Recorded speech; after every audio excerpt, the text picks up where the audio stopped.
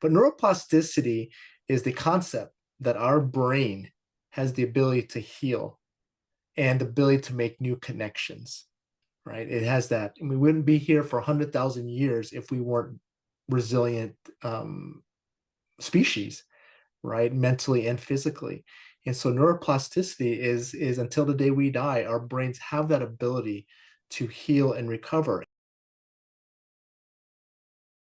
Welcome to another episode of the Say Goodbye and Imagine podcast. And I have a great interview coming up today. It's a different kind of focus for me, and that Dr. Brian Licuanan is here, and we're going to talk about family dynamics. And we don't talk a lot about that on this podcast. And I know for my audience, there's a lot of I have a Christian audience, Dr. Brian, and they are aware of what they're doing in the family dynamic, but to have you talk about it on the other side of it, having treated with people inside family units and having talk to families about how to do this. I'm super excited to take this strategy. But anyway, before we get started, I wanted to share with you, if you are liking the content of this podcast, please like it and follow it and tell others about it so we can just spread the word and help more people. But Dr. Brian Licuanan is an author, a speaker, family crisis strategist, and board certified psychologist practicing out of Southern California with nearly 20 years of clinical experience treating highly acute clients struggling with mental health and substance use disorders. He also facilitates support groups for families needing to get loved ones into treatment and provides family crisis interventions for families desperate for help. He is passionate about spreading mental health awareness and has appeared on The Doctor's Show, Dr. Drew Midday Live, Spectrum News, Fox News, KTLA News, Women's Health, and MSN Health. Boy, that's awesome. You have done a lot of great work. Welcome, Dr. Thank you. Brian. Thank you. Thank Welcome, you. Dr. Brian. Yeah. So I want to start with this dynamic of just understanding one another, right? Understanding where we're coming from. And I was a person, just so you know where I'm going to be coming from. I was a person who was married. I had children. I drank heavily inside. My husband, my then husband, and I both drank heavily. We taught our children that every event involved alcohol, Mhm. unfortunately. And we can maybe touch on that later as well. Um, but we didn't really think about how it affected the entire family unit. And now I can look back with a healthy mind and body, and I certainly have some regrets about what I could have done differently, but don't all parents, so Mhm. I'm not going to go there. Um, but anyway, you have this amazing book that I have read, and we were talking before we started on the fact that the name of the book is How to Get Your Resisting Loved One into Treatment, but and we've talked about this before. That treatment word sounds like such a big word because treatment just means help, right? I know Mhm. you deal in very acute situations, but the principles we're discussing in this book are applicable to all levels of dysfunction as a result of Yes. substances, right?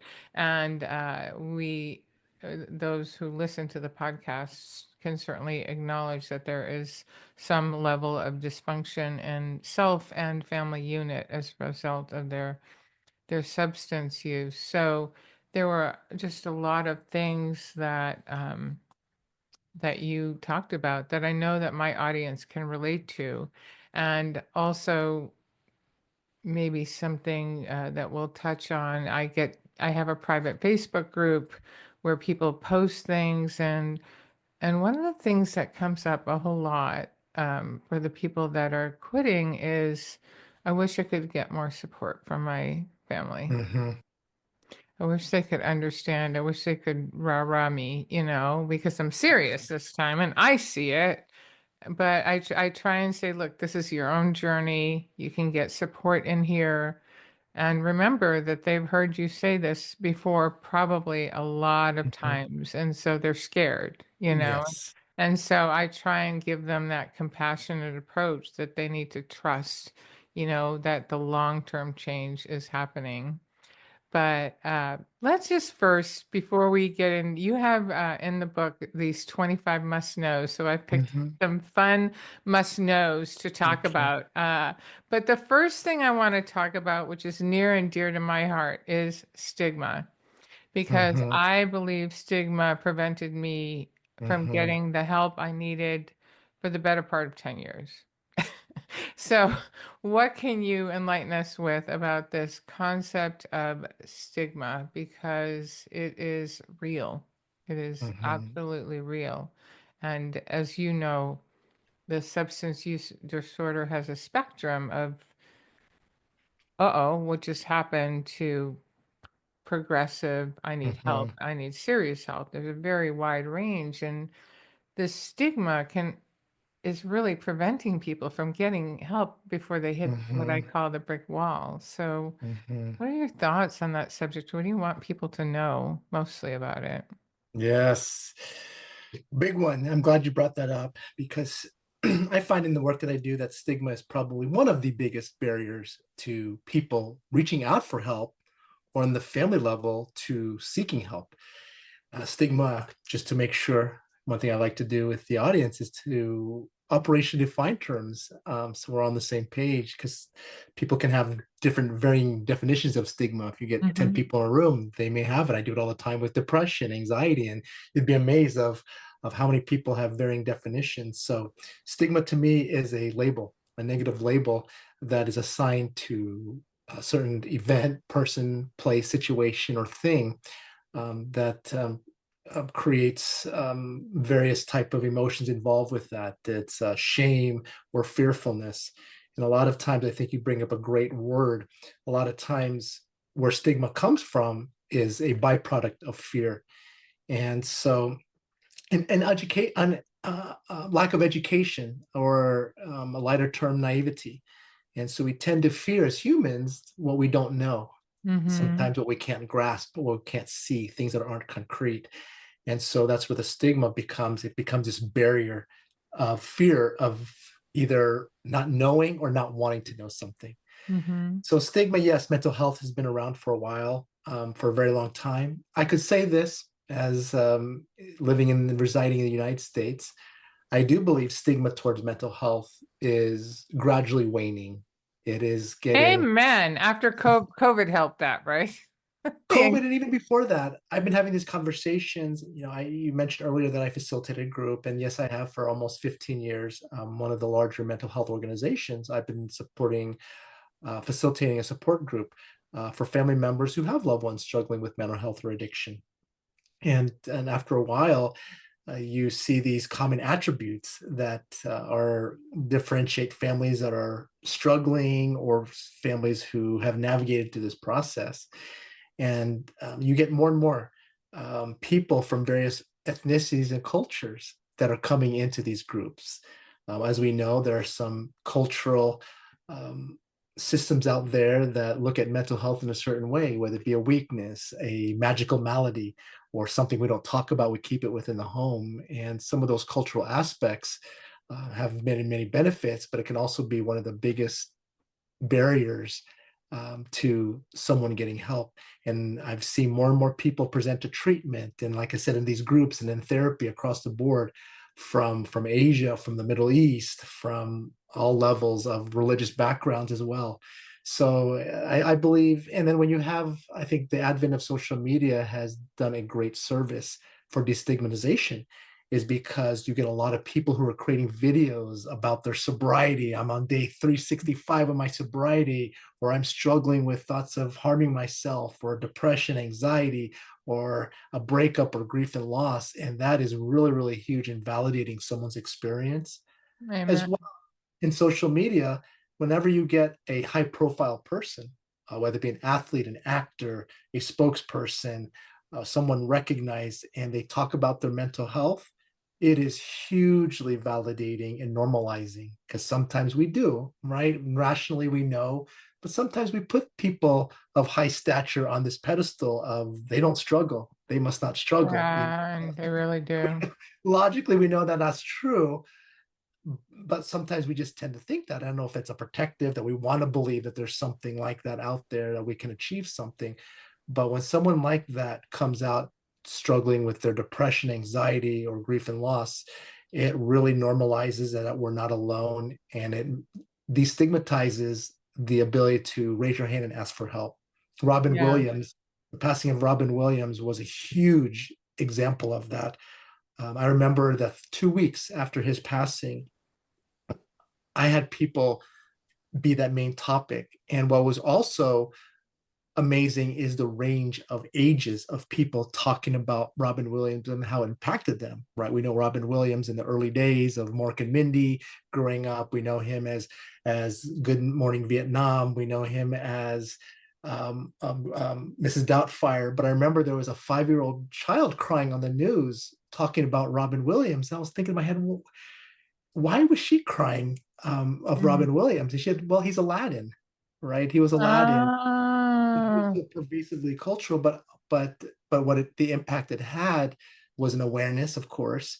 But it gave a lot of people permission to start talking about their own depression. Wayne Brady, who was a comedian, talked about his own depression as a result of Robin Williams' death. And so it's so powerful when people speak and normalize that mental health is a something that we all are connected with in some form or fashion.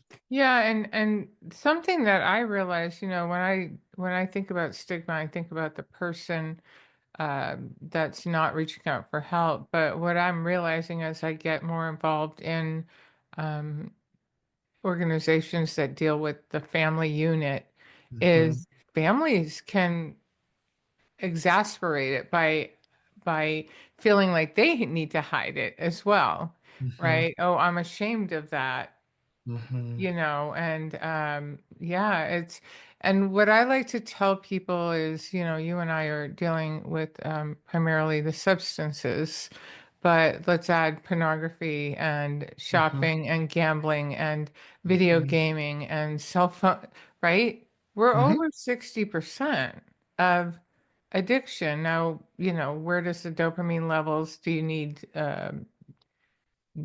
rehab for that? Maybe not, but we're an addicted society. We're all mhm, looking for something to cope with our anxiety. And so I try and look at it in that respect. Like, let's normalize this. mhm, So, and then the next thing, I loved before you started putting your must noses in was remembering the positive attributes of the loved ones. mm. And I want to quote from the book because this was beautiful.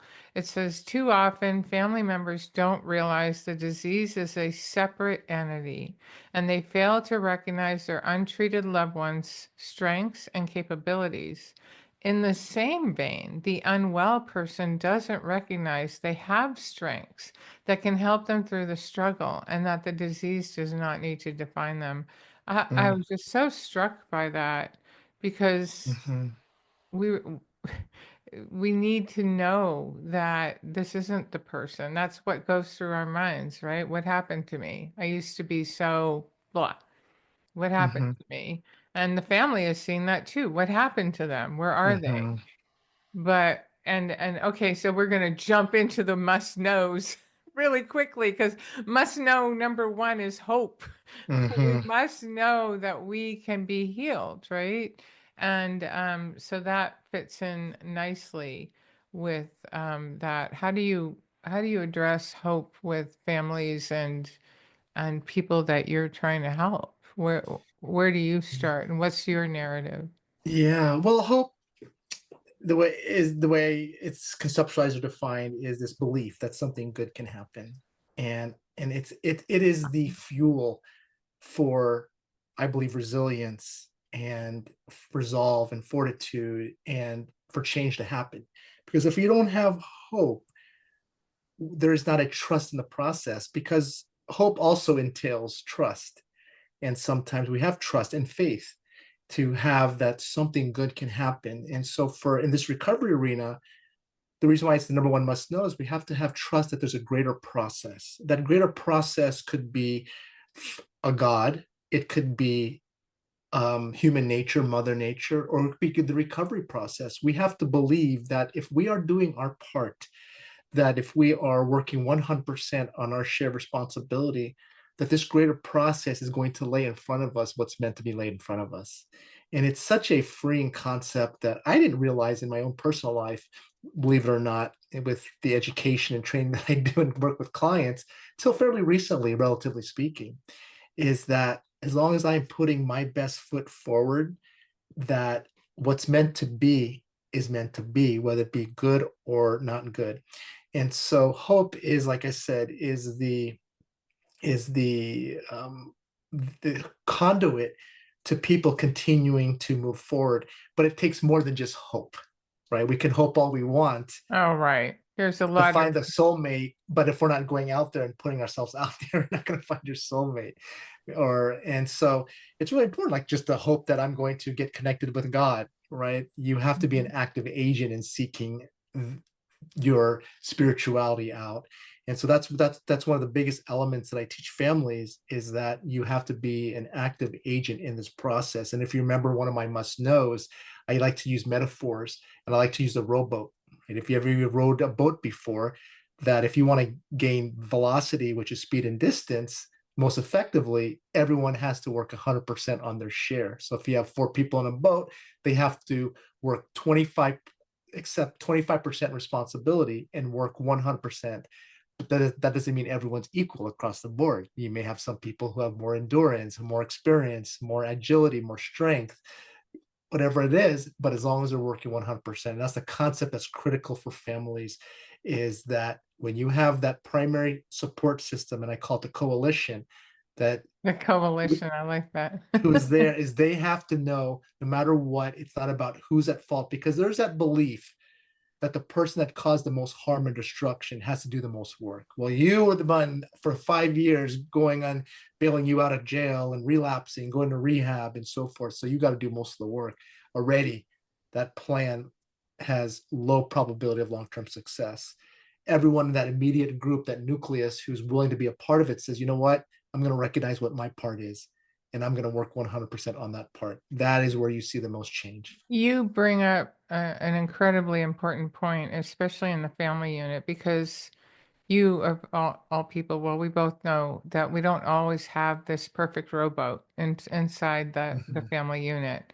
And that speaks to making sure there is a support system and some kind of accountability and somebody who's rowing the boat with you, Yes. to push you forward. And whether that's a therapist or a coach or a group of some sort. But yeah, it's so important to have all people rowing toward that direction of healing and health. and and what you get sometimes, I like to use this metaphor. Let's say you have a family of 4, maybe you have a father and a mother and 2 children, and one of the children, let's say, is the one struggling. What's going to happen is, let's say it's a son that's struggling, and the daughter's saying, you know what, I got work my life. I'm done with this. I'm not going to row, or I'm just going to row a little bit when I can. And then so you got mom and dad saying, you know what, we'll row for everybody else. And of course, the struggling loved one's not rowing at all, right? They're just sitting down. And then we got mom and dad. And then let's say dad says, you know what, I'm done with this. I'm tired. I've done this before. I'm doing other things. And so mom's the one rowing the boat. And what happens with mom? Mom can't row the boat for all the people. And so that's why I say it's really important for everyone to pick up an oar if they want that change. And If sometimes they we want have to to change, decide, right? yeah, we have to vet those people in that coalition, because not everyone's going to be in that coalition. You can have a parent who's having their own struggle that's going to be more damaging in that boat at that moment in time. And so there's a vetting process to see who is in that coalition, who is going to stick to the unified vision and stick to the plan. So Um, Dr. Brian, you must see all kinds of situations because I certainly experienced them too. I have literally talked to parents who are drinking and have their own drinking problems and are trying to help their child out of rehab. And I'm like, how does that work? I mean, exactly. and that's why I just go back to this is a situation for a family that all wants peace in their Hmm. household, and you've got the formula, but do we have everybody rowing? You know? Exactly. I've Yeah. had people, by the way, where, for example, a father or mother, while their loved ones in treatment, that for 45, 60 days that they are abstinent from substances. And so that's part of the rowing the boat. You're 25% because everyone's 25%, assuming there's four people, um, is different. You can have someone who grew up in a culture where we look down on mental health. You can have someone who grew up in a traumatic Mhm. family household where they don't communicate. You have someone who has an addiction, someone who isn't the best communicator, didn't grow up in a nurturing family. That's your 25% that you need to work on. Well, no matter where you get that, you can get that through your spirituality, you can get that through therapy, support groups, mindfulness techniques, meditation, whatever it is. That's your shared responsibility. Yeah, exactly. Well, I was very drawn to your first three must knows. So the next one I'm going to talk about with you is the one is a biggie, willpower. It just doesn't Mm-hmm. work. It's limited, and if if you've never been addicted to anything, it's really hard to empathize with why just saying no, I'm not going to do it doesn't work. Exactly. Because it doesn't. And so, do you want to talk a little bit about the Mm, willpower yeah. not working? Let's just make it clear to whether you're struggling with a substance or you're a family member. Willpower, uh, am I safe to say it never works? Right? We only have so much of a reserve. No, And well, here's what I'm saying with it. So number one, for me, I personally like to stay away from from absolute never, worry. yeah, I probably shouldn't have done Never always, because if you think about it in life, that. Yeah, other than for God, like God will always love me and God will always be there for me. But even in a marriage, I need therapy, Dr. Brian. if you go into a marriage saying my spouse will never leave me, what Oh yeah. happens? We stop attending to the marriage. If you say I'm never going to drink again, right? Or I can And you never drink because my mom was an alcoholic or anything like that, you've already put yourself in a vulnerable position. And so willpower is this, I believe, like this inner strength to do something, the willpower to go to work, the willpower to face my opponent. And what I say is willpower is only about 15% that I see of change because you need some level of willpower to be the impetus for change. True. But willpower alone is not sufficient because that's where people who aren't aware or naive or uneducated with addiction or mental health say, oh my gosh, you're drinking. You've been arrested 3 times. Your wife left you.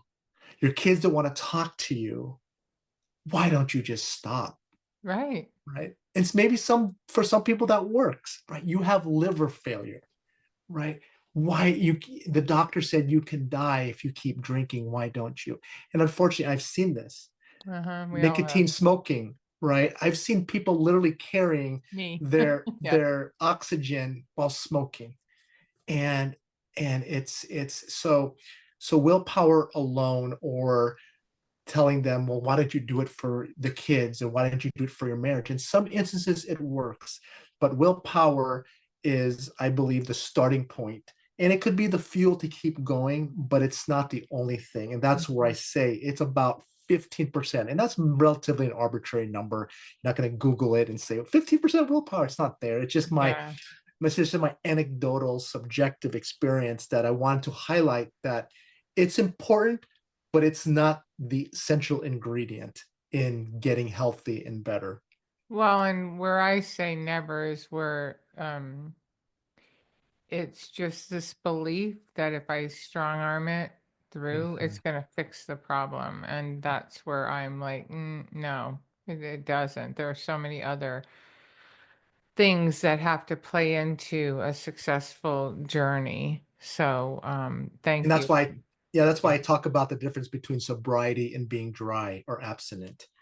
And sometimes people aren't aware of that distinction. And for me, willpower is being dry.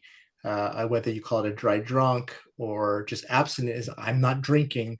I'm not drinking. I'm white knuckling it, Mm-hmm. but I'm not working on my resentments. I'm not working on that divorce 15 years ago. I'm not working on the death of my father. I'm not working on, that stuff. And so My that's, life getting better. I'm not working on anything. yes, Yeah. I'm not Yeah. working at the other pillars of my life. And so I'm white knuckling it. And so sooner or later, that's going to break. Sobriety to me is this complete, comprehensive overall healthiness. You are not only abstinent from your substance or drug of choice, but you're working on your physical health, your mental health, your spiritual health, your social health. And those are all equal contributing factors to live a sober life. And there's a difference between someone who's truly sober and someone who's just dry. You may have experienced that, right? Hmm. Oh, yeah. That, yeah, I may yeah, have a and child or two experiencing that every now and then. yes, Yeah. yes. But Um, but sobriety is there's a different energy, a look, and language. absolutely. 100%. Okay, I want to move into the must know number three because this is one of my favorite subjects. This is the subject that I focus on a lot. This is the subject that brought light to whatever I was thinking prior to knowing about it, is that I can change the wiring of my brain. That Mm, I did things that rewired my brain, but I can rewire my brain. I can rewire how I think. I can rewire triggers. mhm, And one thing that I tell people, it is never too late to change, right? And I yes. think you've said that in your book as well. I quit drinking at 60 years old, thinking that my life was no worth nothing. Mhm, And here I am writing, like, I think I'm working on my fourth book. Uh, nice. but, and I didn't start my my journey to a wonderful life till 60. Mhm. So let's neuroplasticity, so fun. We're Neuroplasticity. still learning about it. What do you like to share with people? Because in one sense, I like to say that it's becoming a thing, right? Mhm. But in another, I think there's still a lot of people that don't understand it.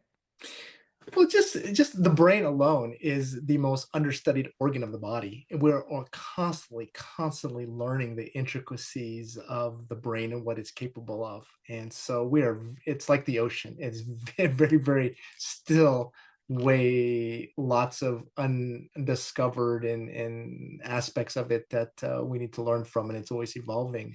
But neuroplasticity is the concept that our brain has the ability to heal and the ability to make new connections, right? It has that. And we wouldn't be here for 100,000 years if we weren't resilient species, right? Mentally and physically. And so neuroplasticity is until the day we die, our brains have that ability to heal and recover. And sometimes I write in there, if you, as you recall, doesn't assume that we are impervious, that it's limitless, right? There's sometimes we can do so much damage to it that it may not recover.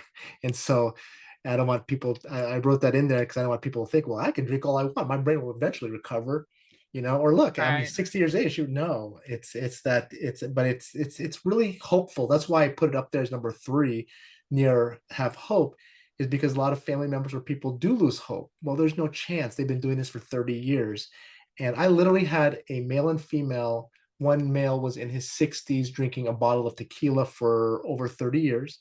A Wow. female who was in her 30s, and she was drinking far less. But they were both presenting to our treatment facility with liver failure. They were literally on the liver donation list.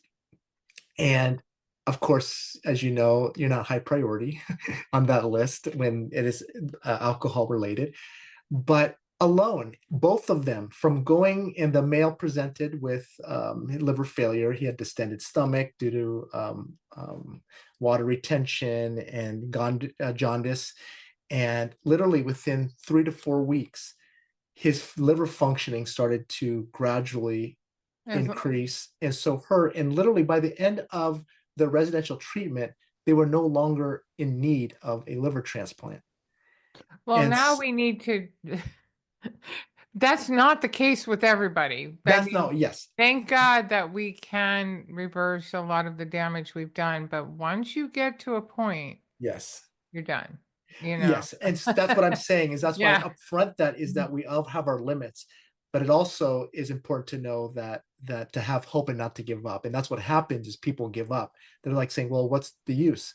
Well, I've done so much damage, or I've been so traumatized by these events. And that's where it gives hope to families, meaning that have hope, right? Your loved one can change. We just got to change the strategy. And for those people as well, they feel like they are at a very dark place in their life that they can't get out. And that's one of the things that, and what one thing that I remember when I talked about neuroplasticity is that it also says we like familiarity. Hmm. And so if we're familiar in something for a long time, even if it's misery, it takes work to break free from that and to come up with a new familiar. Yes, it is. Changing neural pathways is not for the faint Yeah. of heart. Yes. um, I'm curious, Dr. Brian, because I deal with this a lot, like you do. It's how do you tell the addicted person don't believe what you think, right? There's these thought processes. I can't live without it. I can't change. This is too hard. Like that's the disease talking, right? Yes. It's not the truth. What strategies do you use to try and shift that thinking? Because I'm, having those conversations a lot too. Yeah, for your audience, if I may, I like to define disease, right? Is because that's another term. Please do, because I personally I don't even like that Yeah. word. I don't generally use it. I don't use the word recovery. I use healed. I I acknowledge disease because it's necessary for medical intervention, but I'm not a fan of it either. Yeah, and what there is actually reality is there's no unifying definition of disease, right? The World Health Organization, the American Psychiatric Society, the American Psychological Society all have very different definitions of disease. And so, generally speaking, it's some entity that has these attributes that causes challenges in people's life, right? That's or symptoms. And so those are some of the general models. And so what I like to look at a disease is any entity that's been chronic in one's life and it causes impairment in multiple areas of one's life. And it's so, of course, we have medical diseases. You have diabetes, you have Crohn's, you have other autoimmune deficiency disorders. Of course, in the mental health arena, you have alcoholism, drug addiction, depression, post-traumatic stress disorder, bipolar, and so forth. But I like to look at any disease as, like I said, in any entity that causes impairment. And so selfishness, if that is something that causes impairment in your life, that's your disease. You can look at the seven deadly sins. Those are all a version of a disease. Racism. Have you ever read The Biology of Desire? Mm-mm, It's a really good book, I have and not. he compares he doesn't believe in the disease model either, and he goes, well, if substance abuse is a disease, so is love, because it rewires our brain. It can be, It's the yeah. biology of desire. We do things that we shouldn't do. We get Yes. attached. Um, Hedonism and all those. And so disease in the at least in the anonymous arena, Alcoholics Anonymous arena, they call it they did construct the word as dis-ease, not at ease. And so my point being is we all have our own version in that case of our own disease. And so we're all in some version of our own healing or recovery. And I believe recovery or healing program is at the foremost. I think it's the most important thing in our life, is because it's more important than your spouse, your kids, your career, is because without a strong recovery, those things cannot be maximized to its best, or you can't be your best version. So it's very hard to be a nurturing, loving parent if you're navigating through severe depression or not treating it, or you are refusing to get help for your addiction. And so there's, I want to do that. And, it's like I said, that separate entity. So, so disease, you're going to have to reel me back in. I knew I was going to lose my Oh, that's okay. question. What's the question? I got you off track, but we were just talking about neuroplasticity, and I don't know where we But no, went. you had a question, and why I started talking about the, Oh, I know. The question is, how do you talk to somebody oh, about this is just the way your brain's working? Don't trust it right now. yes. Trust trust people that have been on the other side. Trust me, Mhm. who's brought people to the other side, right? So, How do you address that? so the reason why I was talking about the disease and we all are version, our job is to understand its patterns, its language and capabilities. There's a saying, the disease is always at the corner doing push-ups. It's this separate entity. And so that's differentiating, what's the disease part, even with family members. If you remember, my 80-20 model is the disease part, right? 80% of what they're struggling with, your loved one, is legitimate. They have traumas, they have a congenital disorder, a medical condition, an addiction. But I say 20% of that disease is manipulation. It's that aspect of the disease we need to shut down. And so the more someone can understand, and I don't know why mental health is so different, right? We don't go around saying, "Hi, I'm diabetes." No, but we can go around saying, "Hi, I'm an alcoholic, I'm an addict, Right. and I'm schizophrenic." And number one, I'm not a fan of that language, right? When we start saying "I You am," and me, either me, you and me both. Yeah, not but a in fan. the disease, right? It doesn't define us. And so when we can understand its capabilities and these patterns, just like with diabetes, to manage diabetes, you have to understand the disease in terms of your intake, your sugar levels. And so the same thing, understanding your patterns. And so back to your thought process, it's one of the biggest things, if is that differentiates people who are progressing in life or in their healing recovery, and people who don't. They either stay stagnant or they regress. It's how they think. And it's amazing how language can have an impact on a neuroplasticity. Words like can't, never, always, or seeing the half glass full versus half glass empty. That has huge ways of connecting. They've done various research on different on certain levels of when you talk to a person, and the different levels in their physiology, their heart rate, their blood pressure, even on plants. I don't know if you've seen those studies where they in Asia, where they do laboratory studies on plants.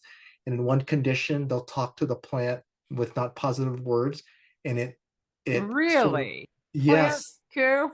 vibrations. Yeah, vibrations. I've heard, they, so ever look up those studies in some of these laboratories, is it's the vibration and that you give off. And so then they have a condition where they talk positive to the plants and they sprout. And I'm on gonna plants with start. that. Well, I don't talk negative to my plants, but I do want some plants to sprout, so I'm gonna start loving them a little bit more. Yeah, and then even animals, you see the impact that they have on animals, because I think a lot of it is energy, right? And when they don't understand language, but it's the energy. And so, there's that saying, don't talk to yourself. You wouldn't talk to it. Don't talk to yourself like you would talk to a child, meaning negative language, right? Because it'd be considered abuse. But yet we can tell ourselves, "I'm such a loser." Bruce Lee, we know who Bruce Lee is. He once said, "Never joke negatively about yourself," because he said your mind won't know the difference. Right. And so it's huge where language alone can have a huge impact on how we think, feel, and eventually behave. Well, and I know this is a little difficult and tricky in the addiction world, but one of my core concepts is I get to. You don't have Mhm. to do anything, Get to. but you get to figure out what this looks like if you do something different. Yeah. And so it's the same thing. It's like don't say if you're going out and you're trying to tell somebody you're not engaging in alcohol, You don't, oh, I have to quit it. No, you get to. I'm doing dry January. I'm feeling great. I'm gonna just try a little bit Hmm. longer, you know? I mean, like you said, the languaging is everything. Self-empowerment and the power of the word yet also. There's a book out there, but the power of yet, I'm not your goal, I'm not there yet. And so it's this striving and this constant Persevering. I love that. persevering. And because when you tell people what they can, I can do, hey, you can't drink anymore, or then Horrible. you lose the people. Just say, hey, this is what we're willing to support, not support. Well, just so you know, we haven't had a lot of time to talk about, you know, I mostly have talked to you, but my book is a 12-week challenge for that very reason. Mm, When I quit, I couldn't imagine forever. So let's not do forever. Let's just yeah, see what life is like at 12 weeks, and then we get to choose. exactly. You know, so oh, this is such a good conversation. I want to go on to, I'm actually I'm all the way up to 6 now. Let me see how much more we have to do. We have, I want to do 6, 8, 9, and 11. So we'll see if we can get through them all. But 6 was interesting to me, you know, as a family member who I wish had handled things a little bit differently than they did. But assertive versus tough love. Mm, And that's a really important thing. And I'm going to actually combine 6 and 8 because I think they can kind of go mhm. hand in hand. And 8 is know why they do it because they can. And there's so much truth to that because Yeah. you can't really talk to an addicted person until there's a consequence. Yep. Yep. If there's nothing going wrong, if there's no, you know, loved one going, this is really getting in the way of our relationship, Hmm. there's no reason to change. And so Exactly. I'm not saying that, you know, 1, 2, 3, you're out. Well, I'm going to let you talk about it because there is a very caring and loving approach that I wish was dealt with me. Yeah. And I know it would have worked and I would have Mhm. been healed more quickly. Yeah. Well, tough. So one of the things I do, as you've noticed in reading my book, is I clarify or at least redefine certain concepts or clarifying. And you get a lot of families that have these concepts that they learn and they may have taken it the wrong way. They're all well-meaning, like tough love. You get a lot of families saying, no, no, we got to be tough, no, and so forth. And it becomes very draconian or very detached, and that's how they interpret tough love. And so I said that's problematic, so I call it assertive love. And assertive love is this nice balance between rules and relationships. If you think of any relationship that you have that you believe is healthy and thriving, there's probably some level of balance between rules and relationships. So rules obviously are these boundaries, are these expectations that you have. In relationships is this intimacy, this closeness, right? I've been Hmm. married. I always talk about this. I've been married for almost 19 years, and my wife's my best friend. We're close. I can't leave to Vegas this Friday and not tell her, and just come back on Sunday morning and say like, "Oh, I forgot to tell you, honey." No, there's rules there, right? And I can't just go and buy a car for my daughter and not let my wife know and have her make decision making. There's rules there, or even talking to someone. And so a nice balance between rules and relationship. And so that's where assertive love comes from. And that's where assertive love is, you tell your loved one who's struggling and say, we love you. We're here for you. It's just that we're not going to support this lifestyle any longer because we're doing more harm than good. And that's why it goes in line with because they can. People will continue to do things if they believe they can. If someone can go to rehab for 3 days and say, Mom, Dad, I want to go home. I don't like the food here. I don't like the clients here. The staff members are mean. And they come pick you up. Where's the motivation to pursue treatment or stay sober? If someone cheats on you for the fifth time and you take them back, Right. right, where's the motivation to stay honest and faithful? Right. And so Right. people, the human condition will do when they do it because they can. And you remember that classic story in the book where some guy was kicking down his parents' door down at 3 in the morning. He was an alcoholic, bipolar, and schizophrenia, not schizophrenia, marijuana-induced psychosis. Mm-hmm. And he, in the meeting, he kicked down 16 the doors like over 14 times. I said, you know why? Because he can. And so Right. until they stop that limit and boundary. And so, yeah, so those are very two important concepts. And so you can, for your family members out there, you can still come from love your loved one, yet still healthy and boundaries. It doesn't have to be, because if you tell tough love to someone who's struggling, who's suicidal, depressed, then they start to lose hope because they don't have the perception that no one cares, no one's there for me. Well, how about disgust? I mean, I just got disgust, right? It wasn't any, it wasn't tough love. Well, I think they thought it was tough love. Like, ew. I think, Mm-hmm. it's just, that's not motivating either. Just Well, by the because way. well, that falls under the umbrella of one of the biggest barriers, again, is shame, this shame of humiliation. And so disgust, if someone's disgusted with you, it's very humiliating and shameful. And Mhm. then you start to believe that you're stigmatized within your own family, that your family's ashamed of you. Right. And that's actually, it happened to one of our family members, which I believe was the reason why their loved one, took her life, is Oh, because the family didn't want to talk about the shame, right. the mental health condition. And so yes, disgust will lead to that, and that will lead to Well, shame. and I'm thinking about the group of people that I deal with, you know, who care about their family unit, but they need to understand that the family unit may be afraid to say anything because they Mhm, do love them so much, right? mhm, But that's not helping because if the family unit says to them, you know what, we can't deal with it, and I'm even saying mhm. from a child or a teenager standpoint, mom, we can't deal with this, or the husband, we can't, we love you so much. We need you to get help. We can't live with this anymore.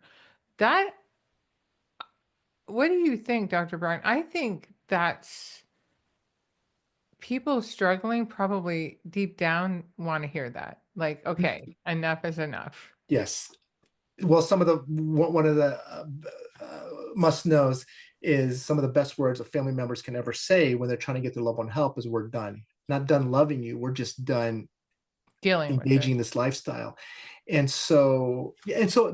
it goes back to that element of choice, is that we're saying, hey, you can continue to drink, you can continue to engage in that lifestyle. I'm no longer going to be a part of it.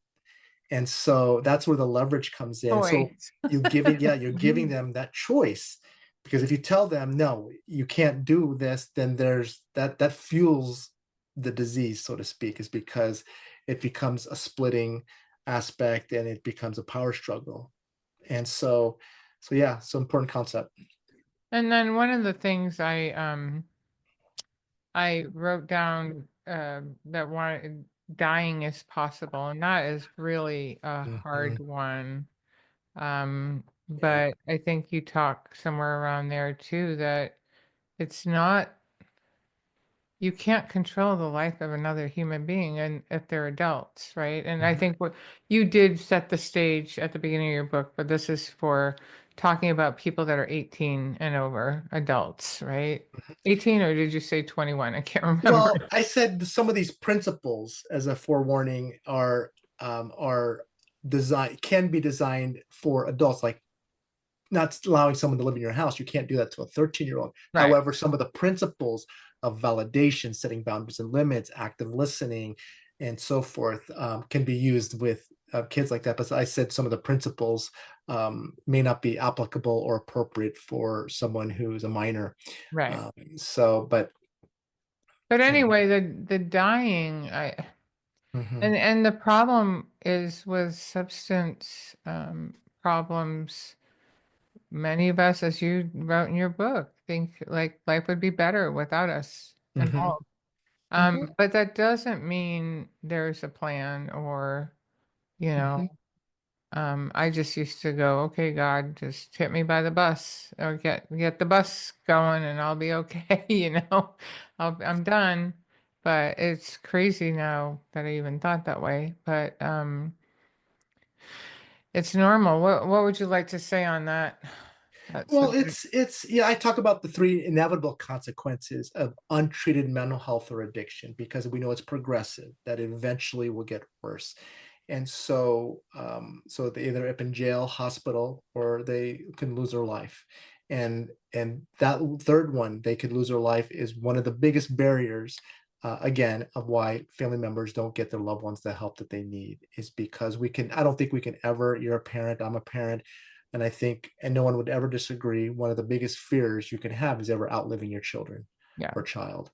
And so they are fearful of making decisions to get their loved one help, is because they're like, for example, I use the example of, oh, well, my daughter's upstairs taking Xanax and alcohol, but at least she's not on the street getting sex trafficked or kidnapped or killed.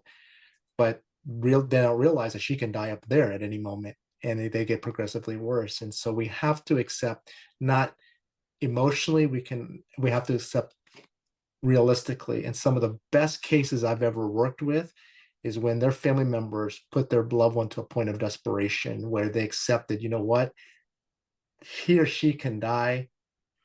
We want to accept it emotionally, but realistically, if we keep doing what we're doing, that chance increases.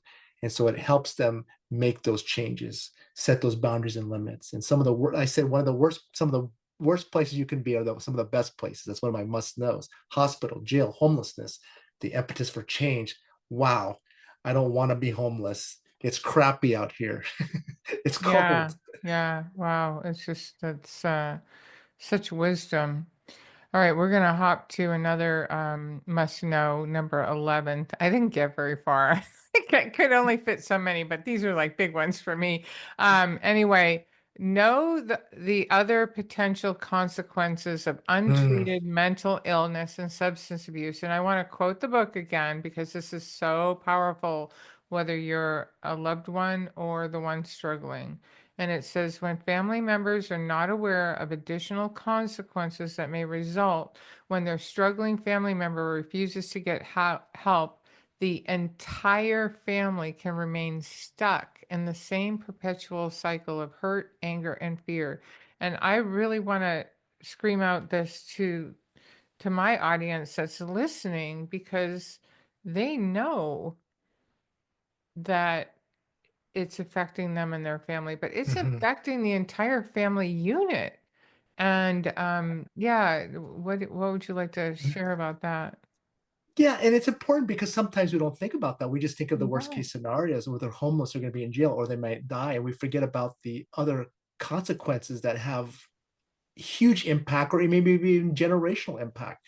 For example, that loved one, you'd be amazed at the things outside of losing their life, of fractured marriages, divorces, family members, spouses not agreeing on the strategy, the plan, or sibling. You get a lot of these where you have like siblings, and that person's been depriving them of their parenting in their life because they're dealing with this person's substance addictions or treatment. They become the resentful child as adults, and I've seen some angry adults. And they've become the hero child, the person that can't do no wrong, to try and bring balance. They do well in school, friends, and they fly under the radar. Oh my God, she's coping well because obviously she's got I'm a going to put all my attention boyfriend. here, Yeah, right? she's doing well in sports and education, and they don't realize that. And when they become adults, they realize, you know what, this is crappy. You know what, my parents didn't come to my graduation because they were at The treatment. hospital, right? Exactly. And so those collateral, financial, it's sad of parents working jobs, tapping into their life savings for treatment or other consequences, to endure. And so we don't look at those things, and just because not them losing their life in a psychotic state or in a drug fuel state, or driving under the influence, they can change someone's life as well. And so we don't look at those, those Well, other and let's consequences. just say the addicted one is a parent, right? Mhm. What are they doing to their children who are Mhm. watching this? And Yes. you're creating generational problems, number one. Exactly. You're not giving them a home environment that is teaching them Hmm. about what real authentic relationships look like. And, Exactly. what I don't say that to create guilt or shame. I say that to create awareness and something to look forward to so that, Mhm. we can leave a legacy for our children that's different than the path that it's going Mhm. on right now. Exactly. And Yeah. guilt, by the way, is one of the must knows too, is one of the biggest barriers and as well. And it's legitimate emotion, but it's the disease is fuel, guilt and fear. Yeah, I agree. I'm going to close with the podcast episode with this one, 12. No, the disease does not define anyone. I'm going to quote you again. Too often family members don't realize the disease. Oh, we already did that. Did I do that twice? Yeah, we Yeah, discussed that separate earlier. entity. Yeah, I just love that. But I like the fact that you say it's doing push-ups in the car. That's a Yeah. good one. Or yoga or stretching or plyometrics, whatever activity you imagine your disease in the day. Meaning it's not following you around. It's just ready for when you're game time. It's ready to play when you're ready. That's the reality. And but your job is to manage it and say, you know what? These are the attributes like honesty, healthy fellowship, right? Spirituality. Those are the things that are going to keep you in that corner. But I respect your capabilities. And what happens is people is whenever they say, I got this, like, oh, I don't have to pay attention to you in the corner anymore. I got this. I'm sober 10 years. And Oh, most dangerous thing ever. Yeah. yes, is I got this. And then you remember the story of the gentleman who is almost 60 years sober now. And he said, you put a line of cocaine in front of me right now. He goes, I can't guarantee you I won't snort it. And to me, that's one of the most powerful concepts of humility and respect to the capabilities of disease. He could easily say, you know what, I've got sponsors, I got sponsors, I've worked at 12 steps 10 times over, and a line of cocaine in front of me wouldn't even phase me. No, if you're in a room with a line of cocaine, you've lost 10 paces way before. Right, right, Uh-huh. right. And Exactly. so, Well, and that's what it is. It's trying to create that awareness of, I always try and teach people you have a choice. So you're going to like this, Dr. Brian. I tell people, because I've dealt with people with methamphetamine problems and stuff, and they're like, oh my gosh, I hate being an addict forever or something like that. I'm like, who said? I go, you have a choice. You know what'll happen if you choose meth again. I mhm, go, we all have choices. My biggest issue is not cigarettes, it's not alcohol, it's chocolate cake, yeah. right?